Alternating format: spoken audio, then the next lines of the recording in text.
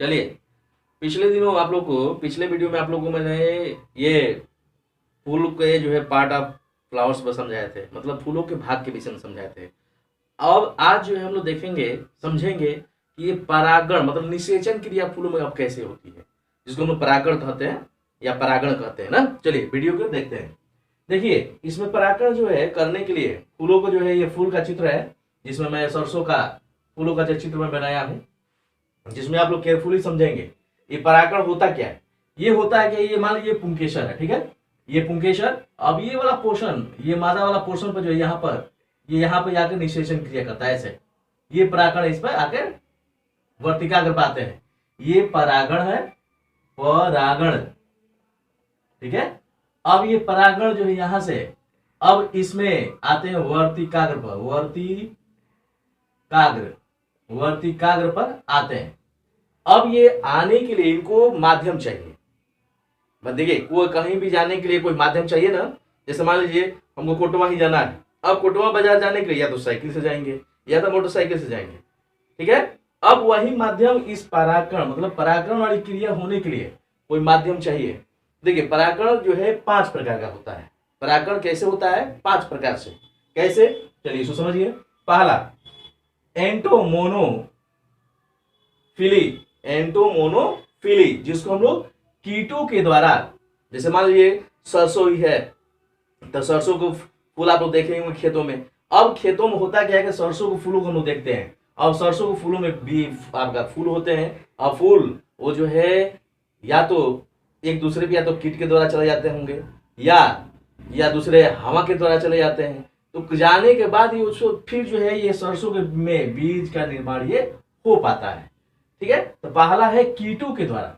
तो कीटों के द्वारा जैसे मान लीजिए फूल जो है एक फूल पुष्प पे मान लीजिए फूलों पर जो है बैठ गए और देखे होंगे बहुत से कीटों के ऐसे होते हैं जो फूलों के, जैसे मान लीजिए भौरा ही है। अब भौरों के आप लोग देखे होंगे तो भौरा के जो है पैरों में बहुत से जो है रोमेदार, ऐसे रोमेदार बहुत से जो है ये कह सकते हैं रोमा निकला रहता है पैरों में।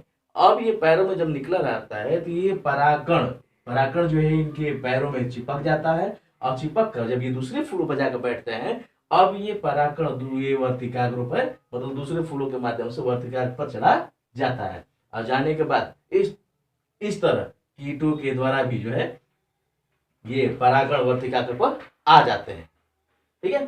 अब चलते हैं ऑर्थोफिली, ऑर्थिनोफिली मतलब पक्षियों के द्वारा। जैसे बहुत से पक्षी ऐसी होती हैं जो पक्षियों के द्वारा जो है परागण, जैसे मान लीजिए कोई पक्षियां हैं और फूलों पर जाकर बैठ गई और बैठने के बाद उनके पैरों में जो है ये उनके परागण चिपक जाते हैं। और चिपकने के बाद फिर जो है वो परागण वो दूसरे फूलों पर चले जाते हैं। अब जाने के बाद फिर जो है वर्तिकाग्र पर आ जाते हैं। आने के बाद जो है फिर निषेचन क्रिया हो जाती है। तीसरा है हाइड्रोफिली मतलब जल के द्वारा। तो जल के द्वारा भी जो है परागण एक जगह से दूसरी जगह चले जाते हैं और जाकर फिर जो है आपका वर्तिकाग्र तक पहुंच जाते हैं। फिर इस तरह निषेचन क्रिया होती है। अब ये तो जल के द्वारा हो गया। जैसे मान लीजिए ये कमल का फूल है, तो कमल का फूल आप लोग देखे होंगे पानी में। तो आप लोग को प्रश्न आ जाए कि कमल का फूलों में परागण किस तरह पहुंचते हैं, तो किसी का प्रश्न रहेगा कि पानी में है इसलिए जल के द्वारा। नो, गलती यहाँ हो जाएगा। इसलिए कि कमल के फूलों में कीटों के द्वारा भी जो है ये परागण पहुंचते हैं, वर्तिकाग्र पहुंचते हैं।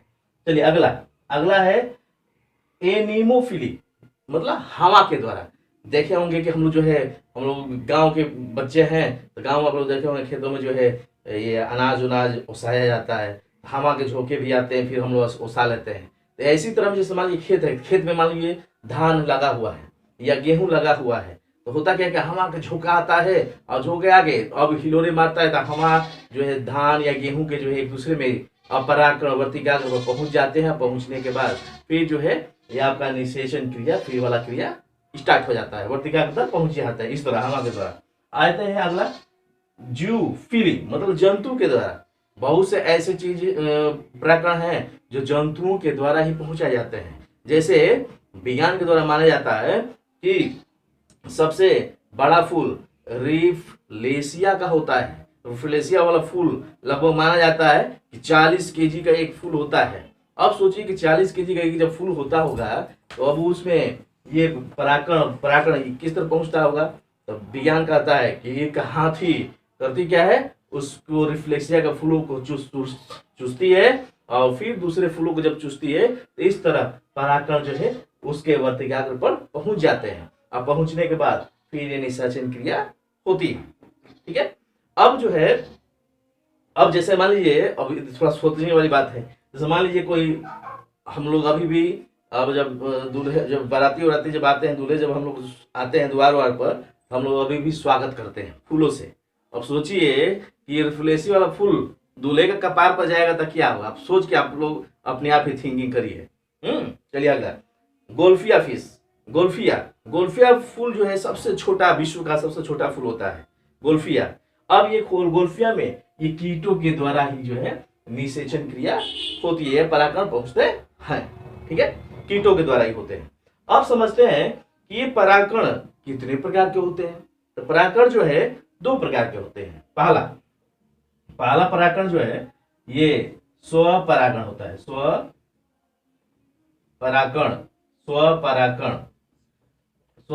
होता है। और दूसरा जो है पर परागण होता है, पर परागण ये दूसरा होता है। 2 प्रकार से जो है ये परागण जो है पहुंचते हैं। तो स्वपरागण किसे कहते हैं, इसको समझिए कैसे। अब इसमें होता है क्या है कि स्वपरागण मतलब सेल्फ पॉलिनेशन, जिसको हम इंग्लिश में कहते हैं सेल्फ पॉलिनेशन। सेल्फ पॉलिनेशन में होता क्या है कि ये स्वतः, जैसे आप लोगों के विज्ञान में कभी कभी ये दिखाया गया है कि कोई फूल है, जैसे मान लीजिए यहाँ पर मैं फूल बना रहा हूँ, जैसे मान लीजिए कोई एक फूल का पौधा है, ठीक है, उस फूल के पौधे पर ये बहुत से फूल लगे हुए हैं मान लीजिए, ठीक है। अब ये बहुत से फूल होते क्या है कि इनके परागकण यहाँ से लेकर, कीट मान लीजिए यहाँ बैठा, अब ये कीट ये जाकर यहाँ पर आके बैठ गया। अब ये जब ये जो वाला प्रक्रिया, मतलब एक ही फूल से दूसरे फूल को परागकण जब पहुंचते हैं तो उसी को हम लोग स्वपरागण कहते हैं। पर परागण किसे कहते हैं, पर परागण में होता क्या है कि मान लीजिए कोई यहाँ पर फूल एक है, यहाँ पर कोई फूल है, ए फूल है मान लीजिए, और दूसरा कोई फूल का पौधा बी फूल है। अब ये ए फूल से बी फूल पर जब परागण जब पहुंचते हैं कीटों के द्वारा तो उसे हम लोग पर परागण कहते हैं। ठीक है, अब ये स्वपरागण पर परागण हो गए, जिसको हम लोग इंग्लिश में स्वपरागण को सेल्फ पॉलिनेशन और पर परागण को जो है अदर पॉलिनेशन कहा जाता है, जो अभी मैं आप लोग प्रदर्शित किया हूं। अगला जो है, अब इन पर परागण जब क्रिया हो जाती है तो अब अगला आता है निषेचन क्रिया। ठीक है, कैसे होता है निषेचन क्रिया को हम लोग समझते हैं। चलिए देखिए, अब निषेचन क्रिया समझने के लिए हम लोग एक फिगर में बना रहा हूं, जो यहाँ पर देखेंगे आप। ये फिगर, ये मान लीजिए ये सरसों का है, सरसों का ये अंडाशय वाला फिगर है, ये अंडाशय वाला हो गया। अब निषेचन क्रिया होता क्या है, कैसे होता है, चलिए देखते हैं। अब निषेचन क्रिया होने के लिए ये आपका परागण हो गया, यहाँ पर परागण यहाँ पर है। अब यहाँ पर जो है वर्तिकाग्र है,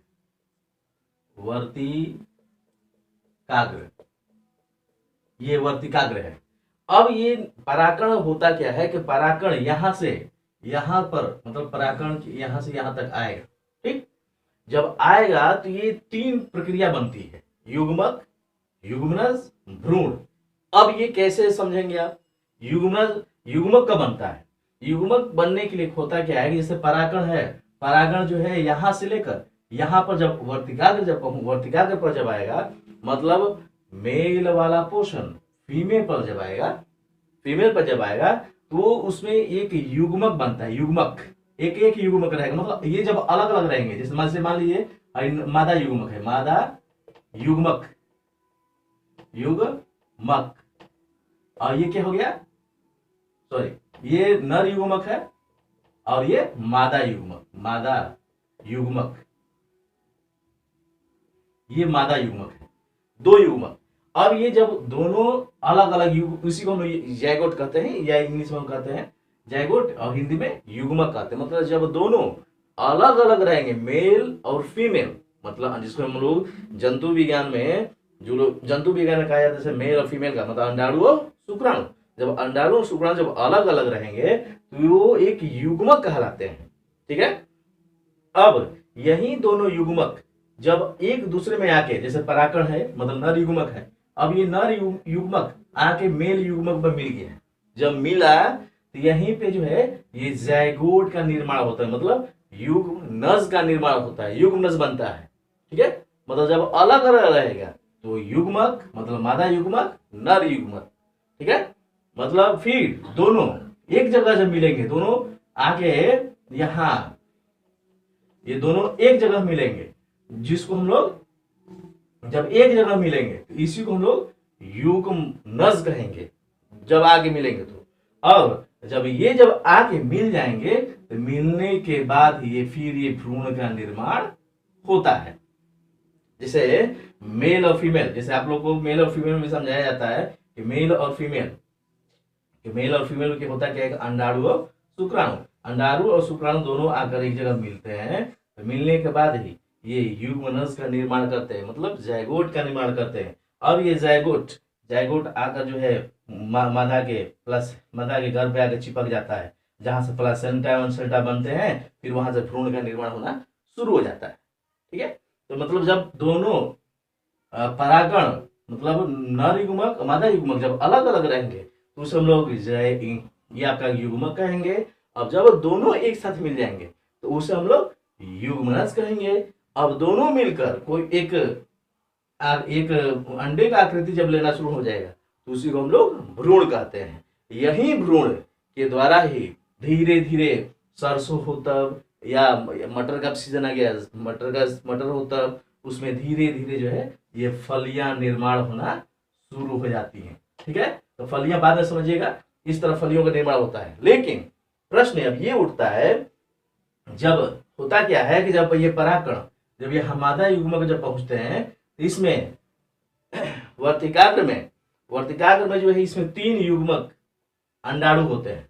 अब ये 3 अंडाणुओं से एक नर युग्मक जब आता है तो यहाँ पर आने के बाद एक मेल और फीमेल दोनों एक दूसरे में मिल जाते हैं, अब बचते हैं 2।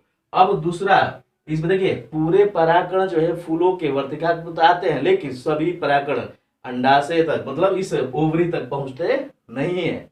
ठीक है, अब इसमें से केवल 2, एक इससे मिल गया और एक जो बचता है इससे आके मिल जाता है, जिसको हम लोग जब दूसरा जो मिलता है तो उसी को हम लोग कहते हैं भ्रूणकोश। अब ये भ्रूणकोश करता क्या है, भ्रूणकोश जो है इस भ्रूण को जब तक फली या फल का जब तब तक निर्माण नहीं हो पाता है तब तक इसका भोजन ये भ्रूणपोष ही इस भ्रूण को भोजन देता रहता है। इस तरह पूरा निषेचन क्रिया भी हो पाती है। अब फल इसमें आपका फूल होता या मटर होता छेमी होता, ये सब में आपका जो है इस तरह निषेचन क्रिया या फर्टिलाइजेशन होता रहता है। आपको वीडियो पसंद आई हो तो आप जरूर लाइक करिए, सब्सक्राइब करिए और अपने संगी दोस्तों में भी शेयर किया करिए। धन्यवाद।